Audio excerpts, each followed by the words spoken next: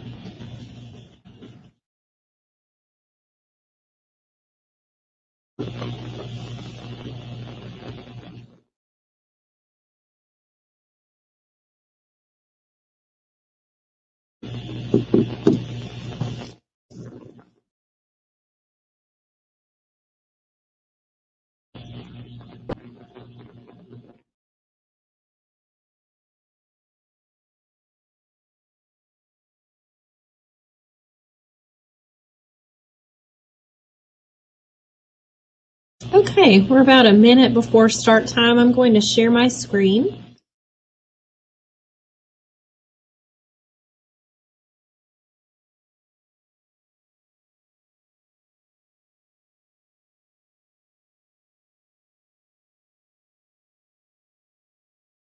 Okay.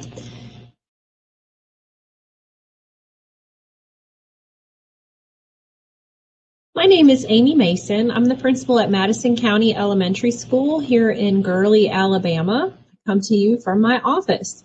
And I am here to share with you a little about this trauma-informed approach and transformation that we have taken here at Madison County. This is my 6th year as the principal here, and we have been on a trauma-informed journey. So I'm hoping that you can learn some takeaways that you can bring back to your school, especially during these 2020 times where we really need trauma-informed strategies to be at the core of our approach. So my instructional coach and I have put together this presentation. She is not presenting with me today, but her name is Tracy Bray. She's been with me on this 6-year journey. And this is a photo of our school here in Madison County. This is a team photo that we take at the beginning of every year to get everyone excited and get teams working together toward a common goal. And so this was our administrative / counselors and instructional coaches on our team photo at the beginning of one of our school years. A little about our school. We are a pre-K to 8th grade building, and we have about 400 students. We are a Title I school with 59% of our students receiving free and or reduced lunches. And demographically, about 80.7% of our students are white, 10% American Indian, 8% Black, 1% Hispanic, and 1% multi-race. So when I started back in 2015, I was the 3rd principal in a 4-year time span. And it was important to me that the teachers were on the same page about what their concerns were. So as I interviewed different staff, there was a consistent thread of adults sharing that there was a major discipline problem in the school, and that could be seen through our excessive numbers of office referrals that had been collected, and most of them at that time resulted in or out of school suspensions. The other piece that's important to note about that is academically, our students were performing probably lower than most of the other schools in our system. So if students were being removed from class for behavior, they were never going to make up for that lack of instruction that they were missing when they were pushed out of the classroom. We are very close to Huntsville, Alabama, the Rocket City, and Huntsville itself has the most engineers and PhDs per capita in the United States. But if you look at our proximity, we're not very far. Our median household income in Gurley was $31,094. So it's interesting. Space Camp is here in Huntsville.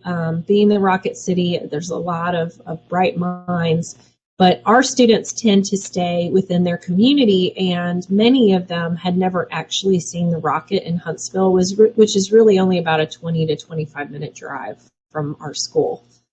So it was important too that we brought opportunities to our students because they were not necessarily going out to see different sites or be exposed to different types of people within their community since they stayed close to home. So my why that came about is in 2016, we were in the middle of state testing, and we had an 8th grade student who came to me sharing concerns about students who were sharing pills in the classroom. And after interviewing all of these students and pulling together with the school nurse, the school resource officer, we ended up having to take all of these 4 students to the ER in ambulances. And it was an eye-opener for me because these were not students that were outwardly getting into trouble in the classroom, but when they were asked why they were taking these pills, they talked about anxiety, that they were anxious, and they thought that this was going to be a way that it would help. And it helped me to realize that we needed to make sure that beyond doing positive behavioral approaches like PBIS and other strategies, we had reduced office referrals by 25% that year, but we really needed to be on the lookout for some of these other mental health needs that our students were exhibiting. So I wanted to share 5 C's that we've used at Madison County Elementary to continue our quest to become a trauma-informed school. And we're going to break today's session down into culture and climate, centered on students, consistency, community partnerships, and collaboration. So culture and climate. I told you about the team photos. So here's a few other examples of how our teams have pulled together. And the students really enjoy seeing these posted in the hallway. It just shows the adults working together. The fun part about the Ninja Turtle photo here is that particular teacher eats pizza for lunch every single day. So that was fun. Also, our male teacher that's in that photo is a big fan of Ninja Turtles. So the kids got a big kick out of that. It's our middle school team there in the middle, building a star with their fingers. And then our first grade team was peanut butter and jelly that year. So as I mentioned, we started with a common language using PBIS in our school, and we created a behavioral matrix so that when students go from location to location, or if they're going to PE or the library, that it would be very clear what the expectation was in each environment. And we've identified respectful, responsible, and resourceful behavior as our common mission as a school. And at the beginning of each school year, we go through each part of the building across the top of this matrix and visit each of these areas, and then actually explicitly teach what respect, responsibility, and resourcefulness looks like in those environments. And the photo that's shown, we actually have our bus driver, one of the buses comes and parks. And during that first week of school, we also model appropriate behaviors on the school bus, since that was an area that we tended to have maybe a spike in more concerns, since there were more behavioral incidents or just lack of structure that would happen on a bus, making sure that we're very explicit so that the first time a student hears from us, it's about telling them and teaching them what our expectations would be. We also have broken up our culture into committee structures, and so we meet as grade level teams, and I'll talk about that later, but also we have committees that are more of a school-wide focus that help all aspects of the school. So we've broken that into our social committee, we have a student support committee, and then these are some of the events that they might work together to plan. We do a lot with student and faculty recognition. Our PBIS committee reviews data, and then they set up some 9-week celebrations that we go through as students exhibit positive behaviors. And then we have a family involvement committee. Okay, student-centered. So we have started in with restorative circles, and I'm so grateful that we used restorative circles last school year because we had an opportunity to get these established face-to-face, and it transcended right into the virtual environment that we were thrown into in March. But you open up having conversations and building intentional relationships with your students. And it might be a simple question about, how someone is feeling about the school year. That was one of the guiding questions here that I have listed about, as we start the school year, what are some of the feelings that people are having? But it may go into more deep conversations as students have built trust with one another.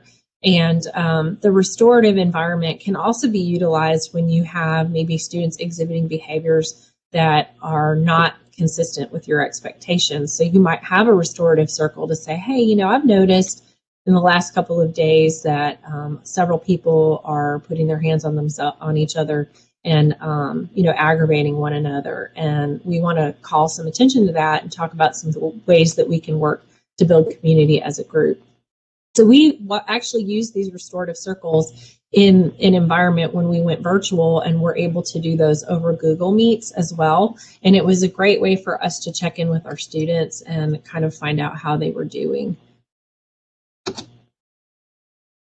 Conscious discipline is another tool that we have in place. And in Alabama, we have a grant-funded pre-K program through the Office of School Readiness. And it's full-day programming, and we have had this program my entire 6 years that I've been here. But a piece of what the teachers and the support staff are trained in is conscious discipline, which is a program developed by Dr. Becky Bailey. And it really emphasizes the importance of relationship building. And they have some strategies called I Love You rituals that they utilize with their students as a daily part of their routine. to help that emotional aspect of their brain feel loved and to help them understand that everyone's important. They also have some daily jobs so that when a student is out, they wish them well when they're not present in the classroom. They, write things about that person, and then when the person returns, they share those well wishes. And students know that if they're not in the classroom, they are going to be missed. But this is a great sample of an I love you ritual. Designed to build bonds between people so that each person in the interaction feels a sense of connection. Connection with parents, connection with teachers, and connection between children. This sense of connection creates a biochemistry that optimizes the function of our brain.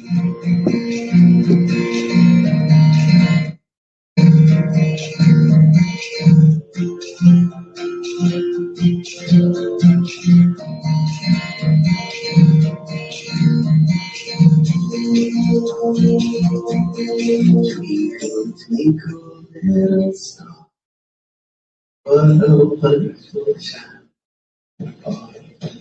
The big bright eyes and the swell cheeks. A talented person from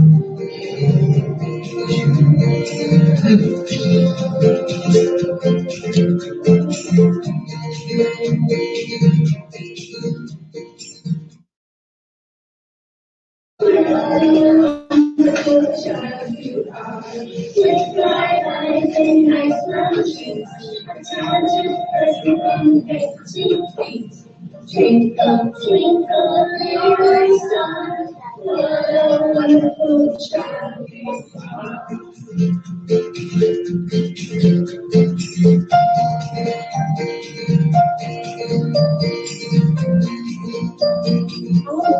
Liz, Eric, how you doing? My name is DJ Baptiste.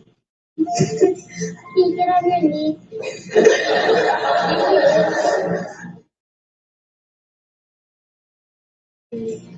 Twinkle, little star, what a wonderful child you are.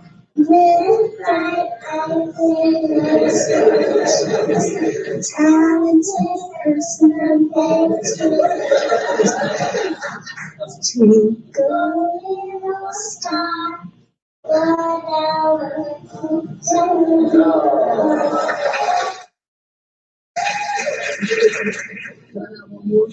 One more beer hug for Mr. DJ.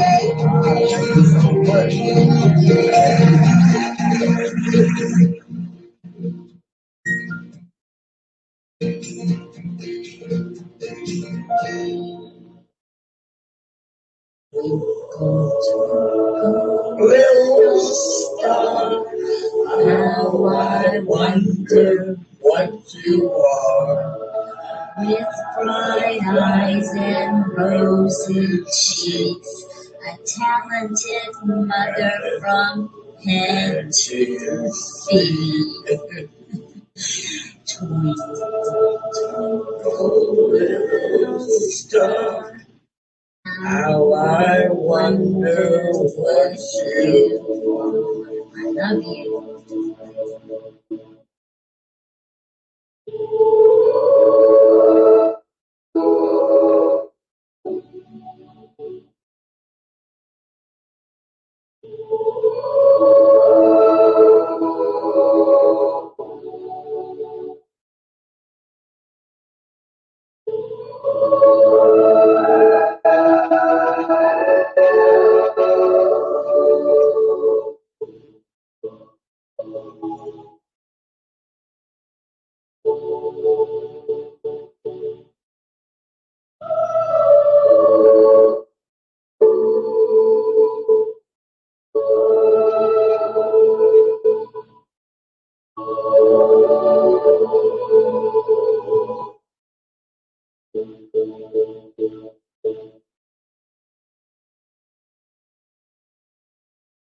So that video really shows just the importance of how everyone needs that connection, regardless of what age you are, and thinking about some of the isolation that our students experienced during the shutdown, and knowing how to transition back into a school environment having some of these, whether it be restorative circles or a combination of that and I love you rituals built in, it helps to build that community between students and between the students and their teachers. They also, as a part of conscious discipline, have feeling buddies, and this is what they look like. They come in a pouch, they're little dolls, and they have different facial expressions. And it's so important to teach students the emotions that they experience and be aware of what their body feels like when they're going through these emotions, because part of being able to then respond appropriately to emotions is being able to recognize them. And they have, as a part of their curriculum, a way that you can teach the emotions. And our students in one of our pre-K classes, of course, pre-K teachers are typically super positive with the kids. And one of our teachers was having a rough day. She was frustrated with something that had occurred outside of the classroom. She thought she was doing a really good job hiding it. But she walked into the classroom with the students, and one of the children walked over to the feeling buddies, and they grabbed the angry doll and brought it over to her. And their protocol is when they experience an emotion, they say, "Hello, angry, welcome, angry," and then talk about, you know, kind of what they could do to make themselves feel better. And, you know, she felt kind of bad that her students recognized that, but then I was encouraging her that, you know, if a 4-year-old is able to recognize the emotions of someone else, that's pretty powerful, because typically at that age, they're very much about themselves. And so I can't say enough great things about how we've utilized some of these programmatic tools. And then as students move up into kindergarten and first grade, we try to continue those strategies because it's something that the students are familiar with. And then we can developmentally kind of ramp up from there how we're actually teaching these skills in the classroom. We've also engaged with buddy classrooms. So one of the beauties of having pre-K to 8th grade students under one roof is that you can have your peers and partners kind of go and work with younger students.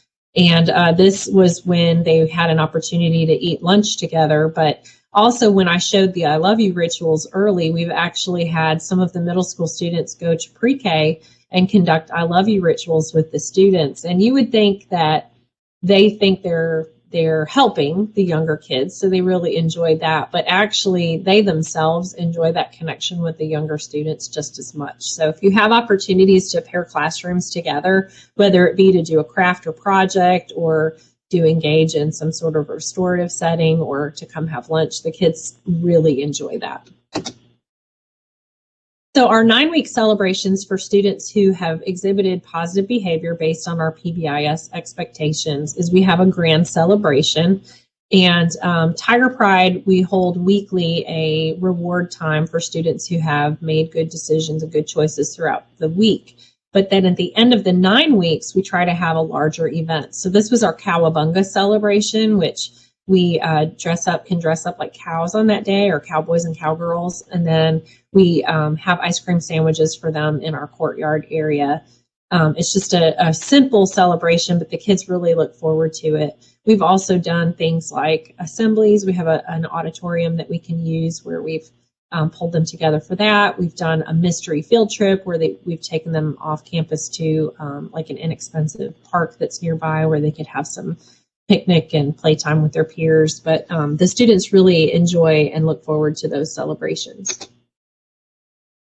So we wanted to introduce social emotional learning to our students. And as I mentioned, conscious discipline is one curricular tool that will help you get there. But the CASEL competencies are actually established and developed by the Collaborative for Academic, Social, and Emotional Learning. That's what CASEL stands for. And they break it into 5 categories. So if you look at the wheel in the center, it is self-awareness, self-management, responsible decision-making, relationship skills, and social awareness. And if you think about some of your students who struggle, you could probably pinpoint one or more of these competencies that they have a hard time with. Like when you talk about students who are impulsive, it might be that they need practice working on responsible decision making or self-awareness that when they're impulsive about things, how they're impacting others. So we actually wanted to start teaching these strategies, but we felt it would be really helpful to measure and figure out what areas of strength and weakness our students had. And what we came across was the DESA assessment, which is the Devereaux Student Strengths Assessment. It is a survey that can be utilized for each student throughout your school. So we use this in grades K through 8. And our pre-K students use what's called the DECA, which is the early childhood version. But this is what a score report would look like. So your students in the red would be students who require some tier 3 interventions related to their social emotional skills. Students who are in blue or green would be your blue would be your typical, and your green would be your strength students. So it's an 8-question survey. You can get a pretty good read on your class through that. The students who would show up in red would open up into more of the full DESA, where there are closer to 50 or 60 questions, and it pinpoints specific skills that they are weak in so that we know what we need to focus on to help those students grow. And just within the first 6 months that we utilized the DESA tool, 78.9% of our students showed growth on their social emotional competencies. And the reason that this is important, and these are skills that need to be taught, is for every 1 point decrease in social competency at age 5, a child has a 67% higher chance of being arrested in early adulthood, a 52% higher rate of binge drinking, and an 82% higher chance of living in public housing. So using these strategies and teaching them at a young age is hopefully making an impact on the school to prison pipeline. We are trying to help our students choose a different path for themselves, and we're teaching them those lagging skills at a young age. DESA actually has lessons that are built in, so this is what your home screen of the DESA program would look like. And they actually break it into 8 strategies instead of just the 5 CASTLE strategies. But there's your self-awareness, your self-management, social awareness, relationship skills, and decision-making. But they have also added in optimistic thinking, personal responsibility, and goal-directed behavior. And the tool has, when you click on one of these, so if a student was showing that they were weak in social awareness, they would have small group lessons, individual lessons, and whole group lessons that could be completed with the student to help them practice and work on these skills. So we've carved out in our academic schedule some time to actually focus on social emotional teaching and needs. During basically the first 15 minutes of each day, we have time carved out school-wide where we can focus on these skills or hold restorative circles and get that opportunity and time, make time for these skills. This is our tiered system. So when you break down, kind of looking at whole school, what are we doing? We have our PBIS school-wide expectations. Then we use our positive supports, which Tiger Paws are our individualized recognition tool that we have. We use Class Dojo to communicate with parents and give positive points, as well as in some cases, negative points if they're not on task or doing what they're supposed to be. Things like brownie points in the classroom or table points. We have used some mindfulness strategies like breathing and stretching and calm down corners, restorative practices, as I mentioned before, with circle time, and then our DESA universal lessons that can be conducted whole class. When you think about your students who are maybe at risk in some areas for Tier 2, you could utilize the 2x10 strategy, which is talking to a student in a more personal, individualized format for 2 minutes, 10 consecutive days. And at that point, seeing if you have built a stronger relationship or maybe built a connection to find out things more that they're motivated toward, or just you'll learn a lot if you carve out some of that extra time to talk to students. Observation behaviors, we might conduct a time on task for a student, peer or teacher mentoring, small group counseling, buddy classrooms, regular meetings with the counselor. And then it's not until we get to Tier 3 that we would talk about things like office referrals or possibly behavior contracts or development of a behavior plan with a function behavioral assessment. We also do some referring to community agencies. So we actually have a partnership with the mental health center that has a counselor and a therapist that comes on campus 5 days a week. When I first started here, it was only 2 days a week, but sometimes it's referring so that they can get the outside help that they need. It might be working with law enforcement or special education evaluation. For PACE, that is our alternative school in our system, which that is like a last resort scenario also. But they do have more counseling available there and social workers and things to give students more individualized support. So it would be like a short-term placement for there. Consistency. So our scheduling is one way that we provide consistency for our students, and we have quite a challenge laid out for us because in our middle school, we're so small, our teachers teach 3 grade levels of content in most cases. The only teachers that don't teach all 3 is the English department. We have 2 teachers so that they can have longer periods of instruction for English language arts. But, you know, the development of our schedule kind of on a 7-period day for those classes, and then making sure also that we've carved out common planning time with those teams so that they can actually sit down and talk about common concerns that they might have for their students. And we utilize the PLC process in our system, and so this common planning time, even with all the demands of not having, you know, feeling like we don't have maybe all the supports and adults that we would need, we still are able to make that schedule happen. And it's just making sure that we're consistent and that we've prioritized our needs there. This is what our elementary schedule looks like. So they also get their common planning time. They have an hour and a half weekly to talk about essential standards and how students are progressing toward those. And then this shows you also where their SEL and morning meeting time is broken out into that first 15 minutes of the day. So we utilize the PLC process, and I think that that has been transformational in pulling our staff together to really focus on these 4 critical questions. What is it that we want our students to know and be able to do? How will we know that they have learned it? What will we do if they don't learn it? And what will we do if they do learn it? And this is a sample agenda that our 3rd grade team has focused and how they've really carved out to make sure they make the most of that hour and a half of meeting together. So they have developed norms. They allot kind of timeframes of what math targets or reading targets that they want to talk about. They talk about common formative assessment results.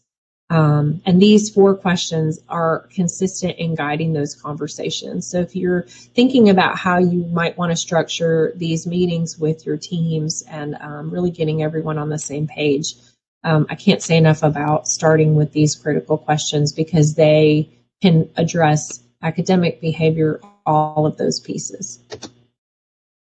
We also have reading that is an academic area of weakness for our school, and so we have brought in the guided reading program, and some of your schools may use that, but we use Fountas and Pinnell benchmark levels, and so we have conducted running records one-on-one with all of our students to get their baseline reading level. And then the leveled system is we have books for every guided reading level that teachers are able to check out and work on their small groups. And the groups are fluid because we continue to benchmark and conduct those running records and move students as they advance. And this was another piece that we were able to bring into the virtual environment where we have a subscription to a tool called Myon, and I'll talk about that later, but we even had access to digital books that are on their guided reading level, and we were able to conduct these running records in Google Meets. So I can't say enough about making sure that students are getting those individualized academic needs met as well.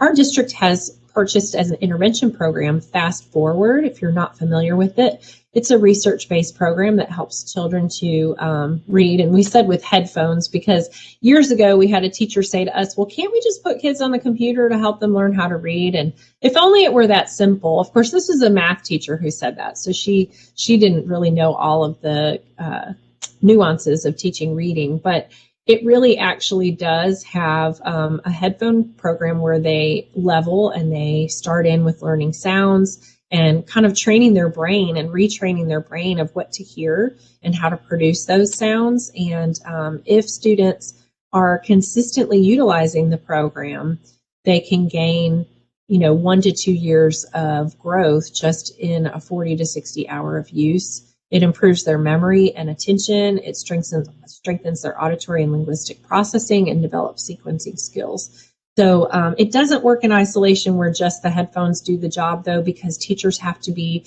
checking those reports and then intervening if students get stuck on a specific skill as well. But it's been a great intervention tool for us. Community partnerships. We have been very blessed to partner with a nonprofit called the Care Center in our area. And, as I mentioned at the beginning, a lot of our students don't do things beyond school or going out places. And so when I first started, it was important to me that we had high quality extended day programming available. And you have to have a budget for that. And we actually partnered with the Care Center, and they have helped to write a community learning center, a 21st Community Learning Center grant that we have been awarded now. We are in, I think, the 4th or 5th year of this grant. And through that, they stay after school and have enrichment and academic programming. So they stay about 2 hours beyond the school day ending, 2 to 2.5 hours. We also have a partnership called SAIL, where we work with the Community Foundation in Huntsville, and they have some corporate funders that have helped to give additional funds to provide curriculum for a summer program for our students. And then we've partnered with the YMCA using the Bell Scholars curriculum. So the YMCA brings in some of the academic staffing where we have teachers and instructional aides. They call them professors and club assistants that come in and work. And then the 21st Century Grant picks up the afternoon portion of that program so students can go to enrichment classes, and they go on field trips on Fridays. Transportation is also provided as a part of that grant. So I can't say enough wonderful things. It's a pretty in-depth grant, but it's a $150,000 grant. And I am confident that our parents would not be able to provide some of this programming on their own due to financial limitations. And we make it very convenient for them because they can get it right here in a place that they're comfortable, which is on our campus at school. Graces of Gurley is another nonprofit within our community, and they have really touched the lives of our students. And I wanted to share this video about them and their work. God got me here for a reason. I don't know what the reason is, but he put me here for a reason, this situation for a reason. And I'm just going to do what he asked me to do and go with it. But Graces has been everything that I needed in my life at that time.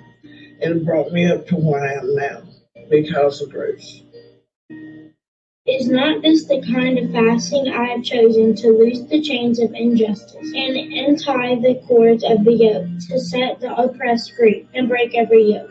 Is it not to share your food with the hungry and to provide the poor wandering with shelter? When you see the naked, to clothe him and to not turn away your own flesh and blood?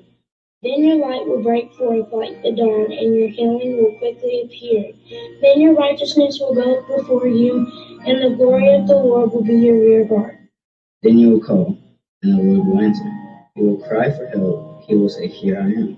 If you do away with the yoke of oppression, with the pointing finger of malicious talk, and if you spend yourself in behalf of the hungry and satisfy the needs of the oppressed, then your light will rise in the darkness, and your night will become like noonday. I've heard my whole life that it takes a village to raise a child. Graces is that village. They come in and they help you do things that you never thought you could have done and know that you couldn't have done, and make that possible so that your children didn't have to suffer, or that you didn't have to suffer, or to go without. And for someone that has gone without and has suffered, it's an extremely big thing to be a part of that. So we have several ministries, such as Bags of Blessings, to where we provide children with a bag to take home every weekend. So all those kids that get free and reduced lunch every Friday would go home with a bag of food, so that we knew they had something during the weekend when they weren't getting those free breakfast and free lunches. We also do a local food box ministry where a family can sign up for a food box, and they get about $50 worth of very nutritious food That is sponsored by individuals, and it's actually done out of the Love One Food Box for Life Ministries. We provide this building here for the Hills Clinic to provide dental care to kids. There's no dentist within several miles of here, so being able to provide that is very huge. And we have books for children. So we have a teacher that said every child should start school with a stack of brand new books because our kids don't have books in their house. And then there's so many other things that Graces have done over the years. But we can give children things and we can provide them with food, and that's great and wonderful. But we want to change their life. And our biggest focus is we want them to know Jesus. We can do that. That's it. That's we've accomplished what we want to accomplish. But in the process, we know we have to build relationships to do that. We have to earn their trust to do that. So we started a mentor program called Jacob's Ladder. The Jacob's Ladder program is very special to me just because 16, 19 were my years where I really tried to test the Lord. And inside of that, this program is heavy, focused on those kids in a really strong discipleship way. And it's just, I think, doing it the right way. They just help everybody. They try to get more people introduced than they've had just because they realize other people have it hard. And then the biggest thing that we're working on right now that's kind of goes hand in hand with Jacob's Ladder is the Refuge. And so the Refuge was a dream of a teacher who said, I have these kids and they go home after school and they go home to chaos and they go home to an empty refrigerator. And a lot of times an empty house because mom's having to work all the time. And so they don't have somebody that can help them with their homework. They don't have somebody that they can just tell about their day. So the Refuge is kind of our answer to that. I feel like sometimes as a teacher, it comes down to life experiences and consistency and making things happen for kids. They know they can depend on the people involved with Jacob's Ladder.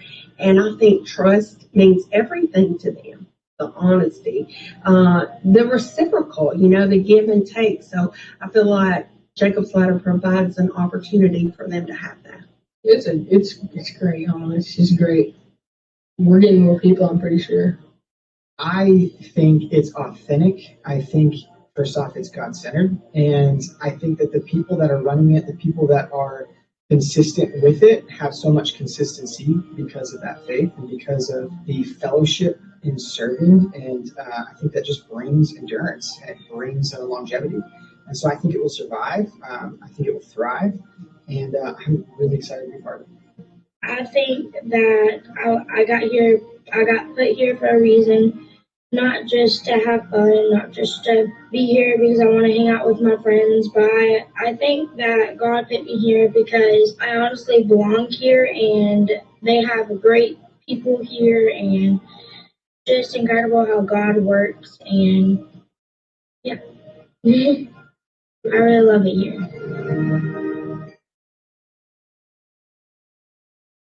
The Lord will guide you always. He will satisfy your needs in a sun-scorched land and will strengthen your frame.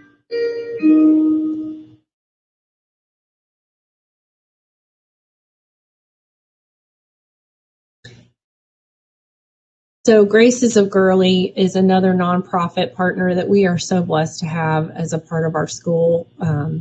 They actually share a building that's right pretty much on our campus. And when there's a need, whether it be an adult need of a parent of some of our kids or specifically with the kids and the Jacob's Ladder mentoring, it really has filled in that time of, teachers sometimes feel like they want to take the kids home or they wish that they could do more, but it's really a very seamless passing of the baton where there's other community members that step in to provide those individualized needs for our kids. And I've not seen anything done in any other school community quite to this level. This is my 5th state that I've worked in, so I feel so blessed to have just the heart of these community members that really pour into the lives of our kids. Some of those volunteers that I mentioned actually have helped us with a program called Arise to Read. And Arise to Read was brought to us by another local church member who is in his 80s, and he's a retired scientist from NASA. And he had done some research to learn about the word gap, and for students who by third grade are not able to read fluently, how basically it impacts their ability to graduate high school, and it could potentially influence the prison rates that they build prisons based on the number of underperforming students that are in that age bracket. So he was really touched by that. And Arise to Read is a very simplistic intervention to implement, but it makes a major impact on sight words. So there are sight word lists that a volunteer would have a box for each student, and they would do kind of a baseline of which words can you read, and they would identify 5 words that they're struggling with, and they have bingo games and other games that they would play that are in these boxes, and they would practice them when they would volunteer. And the volunteer might not be the same volunteer every week, but the box is actually assigned for that child. So once they highlight and figure out the words they're working on, then the volunteer who comes the next time would look at that list, figure out, have they mastered those words? Do we need to add new words, or do we need to continue to practice? And it helps to continue to build their fluency of sight words. And that has made a major impact, because some volunteers are able not to come maybe on a consistent day every week, but they're willing to step in when they can. And so making sure this volunteer that helps to organize it just makes sure that there's someone who comes at least 2 to 3 times a week to work with those students. Great program. We also have partnered with Wellstone Behavioral Health. As I mentioned, we have a school-based therapist on campus for 5 days each week, and that's all through referral. It's for students who are on Medicare, or I should say Medicaid, or if they are underinsured. And they will help to get their paperwork established so that the students can get the medical care that they need. The therapist can also help to refer if they need like a psychiatrist appointment, if they might need to take medication for something. They have an intake meeting at the very beginning before the students ever pulled from the class to go and work with this therapist. And parents actually sit down and share any concerns that they might have in the home environment. And so it is a program that supports not only just the student, but they have kind of family programming that can be referred as a part of that as well. So when working with Wellstone, I had talked to them about some concerns that I had related to students who had high numbers of ACEs. And ACEs are adverse childhood experiences. If you're not familiar with it, I would look into it. It is 10 questions that you can identify that students who show 3 or more ACEs prior to their 18th birthday have higher health risks, shorter lifespan, just some major impacts. And I felt like we needed to share a little about ACEs with our community so that they could look out for ways that they could support. And Resilience is a documentary that we were able to get through a grant that we wrote with Wellstone Behavioral Health, and we had a screening of this documentary. So I was going to share with you a little snippet about what the Resilience movie is about. We all like to think of childhood as this time of joy and innocence, but for many of us, it's just not true. When you grow up in these type of situations, it's not something you talk about. I know I did.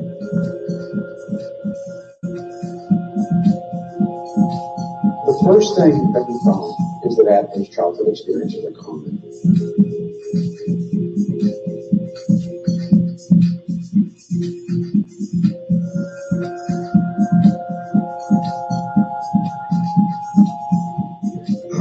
Kids are young, they don't know what's going on, they won't remember anyway. Well, the child may not remember, but the body remembers. There was this incredible gee whiz effect. You mean adverse childhood experiences cause heart disease and lung disease and liver and cancer? Exposure to trauma affects children's developing brains.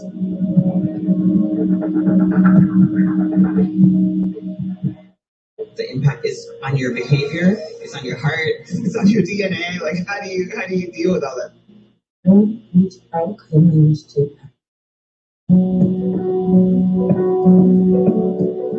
have a whole new body of knowledge now that could open up what we have up till now. it's seen as intractable and solvable problems. No child should be punched or kicked.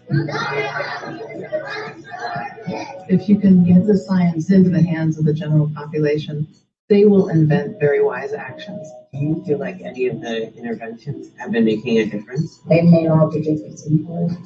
It's there, it's possible. And a defeatist attitude is completely disconnected from what 21st century science is telling us. And we should be going after that like a bear.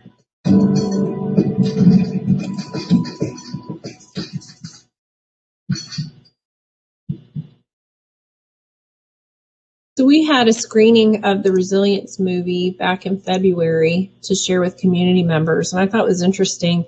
One of our families that was in attendance really kind of took the ball and ran with it. She wanted to learn more about tapping and how tapping can be utilized as a way to reduce stress for individuals. And, you know, just making people aware of the science behind these traumatic experiences and how really the big piece of building resilience is that relationship factor and that protective factor that we can build for kids. But, you know, I think by communicating it, that's how you get the passion of some of these nonprofits, is them understanding that we really have a lot of work laid out in front of us, and it's more than just the schools being able to do that. We need to work together. We partnered with a local rock quarry, and they actually have a quarry here in our town, which, you know, that initially was not something that the community was very thrilled about because of noise when you're thinking about a rock quarry, but they actually donated land to our school that is within walking distance of our campus, and we have an outdoor classroom that we can utilize for special events. So when we do some of those positive behavioral celebrations, we're able to call them and they will put out picnic tables and a porta potty that's near there that's clean. They'll lay all that out, and they've even brought Chick-fil-A biscuits as a way to celebrate for attendance or various things that events that we've had. And that's just working with that community partner to look for ways that they could maybe give some of their resources back to the school. Collaboration. So I learned about the Children's Trust Fund grant, and it is a parent programming piece, a parent curriculum. And I felt like, you know, we do so much to focus on the children, but families really need our support and in a more of a mentoring environment. And so we were able to hire a parent liaison as a part of this grant who did some evening parent programming called the Loving and Learning Group. And there's a parent curriculum within Conscious Discipline, so they roll out some pieces of that. But it also helped to connect some of these parents that maybe hadn't gotten to know any other families with young children. And, you know, we are so blessed to have kids with us when they are age 4, but we wanted to really hit some of these families that have younger age children to provide play date opportunities and to know how important conversation with your children is to expand their vocabulary, you know, some of those pieces. And so this grant has provided that. We wrote a $5,000 grant and they gave us $10,000. So they felt very strongly that this was a worthwhile program. So, you know, just looking for these opportunities of organizations that can provide that funding. Also, we've been able to partner with local STEM companies like PPG, the Optimist Club of Huntsville, and Project Lead the Way to bring in some math manipulatives, hands-on purchases. We got Osmos, Number Talks. PLTW is the Project Lead the Way curriculum. We were a Project Lead the Way Gateway grant site for a couple of years where we brought in computers and did some design and modeling curriculum as well as app creations. Counting collections for our students. We purchased Rec and Recs with some of these grants. And then also the Generation Genius Science curriculum, which are actually Hollywood quality videos that are curriculum focused around science. They have like teams that are in them, so they're very high interest for kids. And it's another avenue of ways of getting kids excited about learning some of that content. We've partnered with the North Alabama Arts Education Collaborative, and we've had some resident artist partnerships where they integrate the arts into core content. And two of the units that we were excited to be able to do was a cigar box guitar unit with our middle schoolers to highlight the study of sound in science. And we also had a dance unit when they were studying joints. And this features some of the work that was done as a part of that partnership. We are one of 3 pilot sites that were formed a little over a year ago as part of the mission of the Artistic Literacy Consortium. Our collaborative serves 6 school districts and 3 counties. We have several missions. One task that we have is to increase students' exposure and access to arts education experiences. Part of our mission is to connect classroom teachers and classroom arts specialists with arts organizations and with our local teaching artists to get arts education experiences into our classroom. We have been working with the North Alabama Arts Collaborative in creating a play on the Native American tribes that were in Alabama, the Chickasaw, Choctaw, Cherokee, and Creek Indian tribes. And my class had the privilege of researching the Chickasaw tribe, creating a play about just the facts that they learned, as well as a folk tale that came from the Chickasaw tribe. Okay, there. Stay, wait, and then stay here. Well, there was a lot of excitement because this was something that they had never done before. And they had no idea how much fun they were in for. Building a guitar, learning how to play it, writing a song, and then performing it. I was just overjoyed to see how well they did. It captured their interest and their imagination in a way that I thought was beneficial to everybody.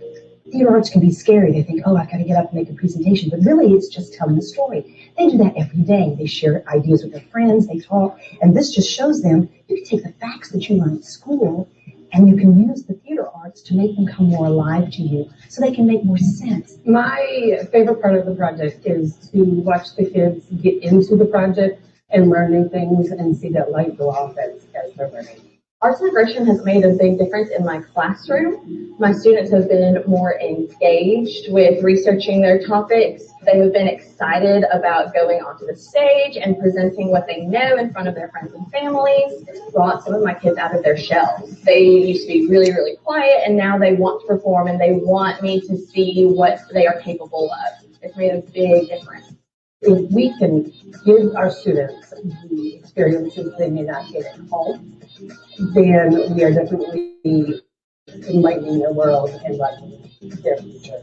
I like to read to people so they know what to do, and they did a perfect job. I think that it was the first time we got to study all of the facts about Cherokee Indians. This is really so important, no matter where they're being educated, that they know that they can learn to communicate, no matter if they're shy, if they're boisterous, they can learn to hone those skills, and it can help them in every walk of life, not just school, but as they grow, as they talk to people in prospective employers, just the gamut. It will just give them skills that they will take the rest of their life. I've enjoyed getting to just give people entertainment, and I really love that. I was really impressed with today's performance. I didn't know what to expect coming in. She's been coming home from school telling us about building a guitar out of a cigar box. I'd never heard of anything like that before, and to see her light up with excitement, it makes a dad proud to see his daughter take interest in something like that. I became an engineering manager, managing lots of projects on the arsenal. I didn't have an engineering degree. What I had is a healthy art and drawing background, and that helped me sneak into engineering through the back door.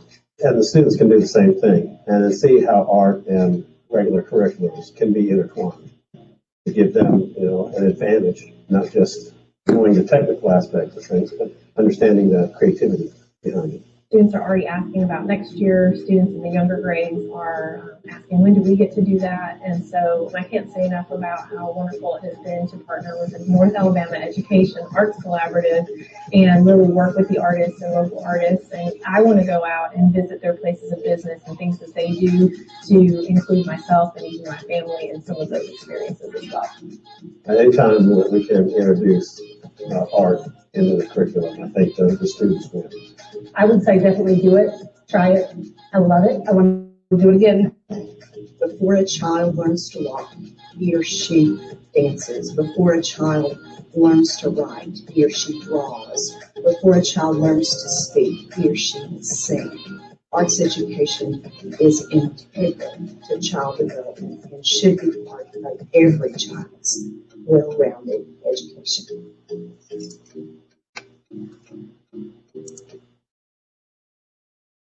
I can't say enough about how excited our kids got just through the integration of arts in the classroom and the connection that they can provide with these high quality artists for a small school like mine that maybe doesn't have the same level of art staffing that a larger school might have.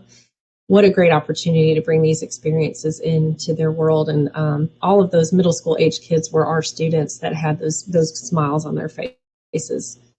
They were so excited about that. The Myon Digital Library I referred to earlier, but we actually received some grant funding to purchase Myon, and it was through the Dollar General grant actually that we purchased these digital libraries. And I can't say enough about how that was huge to have a digital library that the students were familiar with accessing prior to the March closure, because we already had books that we could get in their home when they weren't able to come to school and get books. And we've continued on. Our district actually has purchased a site license for each school, so we've been able to continue on with the work that we've done. But they have daily news that's built in there, and the articles are vetted by psychologists, so the information that's being shared is student friendly. Such a great resource. I talked about our summer program with the YMCA and SAIL. This is our superhero themed students that we had in the summers, but a 4 to 6 week program that gave 80 to 100 students basically full-time experiences in the summer, which was awesome. So I'm just going to touch really briefly on the 5 Cs following COVID, because some of these we've had to make modifications, but what a great platform to have just these things in place before it started. We have used a system for checking in with students through Culture and Climate, like writing anonymously or doing games when we've done virtual learning, scavenger hunts, show and tells, happy hours, experts sharing with others. Student-centered, we had classroom jobs remotely that students could do. We actually had buddy classrooms join each other on Google Meets or in breakout rooms. We've done consistency where we've had predictable routines, whether it's hybrid, face-to-face, or virtual. Students know what's coming and what to expect using things like Google Classroom, daily questions, morning routines, and read alouds. Visual schedules are good for all students to be able to see. And then continuing on our work with the PLC teams, having discussions of student performance and the 4 critical questions that I mentioned. Our district was blessed with other community partnerships, like a $900,000 Facebook grant that provided Wi-Fi and devices at home for students.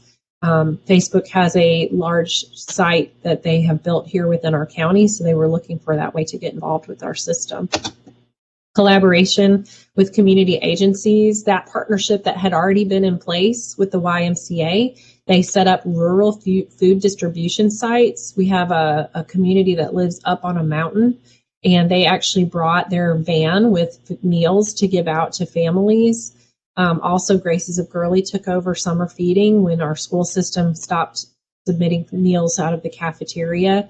And we were probably one of the first schools that had these things going and in place because we had these open communication and open relationships with these community agencies. So we're running a little short on time, but I have a Padlet link here that I could have shared with you just regarding thoughts. Really, you can do some reflecting here on your own even.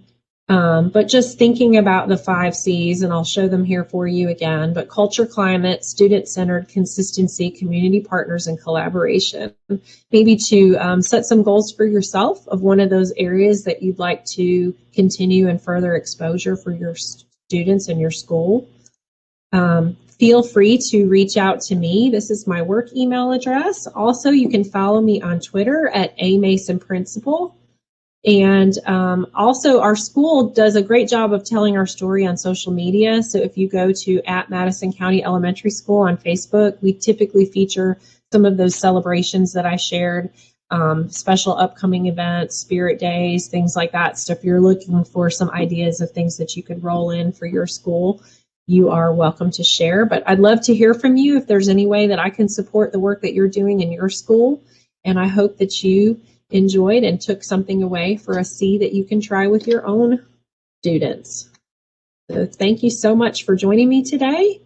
And I see we had a question about the PowerPoint. I will go ahead and upload that here onto Excel Events here at the end of this session. Feel free, I'll stay in the chat if you have any other questions for me. Thank you.